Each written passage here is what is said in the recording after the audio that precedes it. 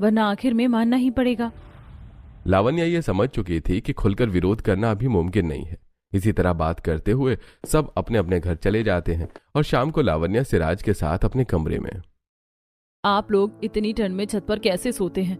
मुझसे नहीं सोया जाएगा। आप अपने माँ बाप से बात कीजिए। सिराज लावण्या को समझाने की कोशिश करता है। बस कुछ महीने और थोड़ा सह लो, गांव में सब ऐसे ही सोते हैं। सहन ही तो कर रही हूँ, पर कब तक?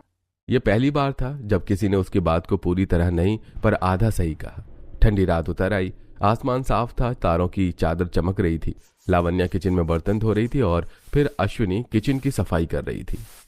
बड़ी बहू, छोटी बहू, छत पर बिस्तर लगाओ। आज फिर छत पर सोना पड़ेगा। किस घर में शादी करवा दी मेरे माँ बाप ने? पर उनकी क्या गलती, ये लोग ही गलत हैं। जल्दी चलो, छत पर बिस्तर भी लगाना है। लावण्या ने रजाइयां उठाई, सिर पर दुपट्टा बांधा और छत पर चली आई। छत पर आते ही ठंडी हवाएं सुई जैसी चुभी। अरे बाप रे, कितनी ठंड है। इस तरह कांपते हुए तो मेरी हड्डियां जम जाएंगी। लावण्या की बात सुनकर अश्विनी हंसने लगती है और आसपास की बहुएं लावण्या के पास आती हैं। तो नई नवेली बहू आज भी छत पर सोने आ गई। मुझे तो लगा था तुम अपने कमरे में सो रही होगी। सुमन की बात सुनकर सभी बहुएं हंसने लगती हैं।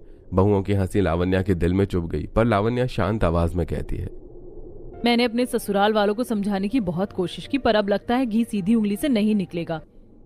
तो तुमने कुछ सोचा है इस ठंड में हम छत पर सोने से कैसे बचेंगे? फिलहाल तो नहीं, पर कल आप लोगों को एक बढ़िया आइडिया दूंगी मैं।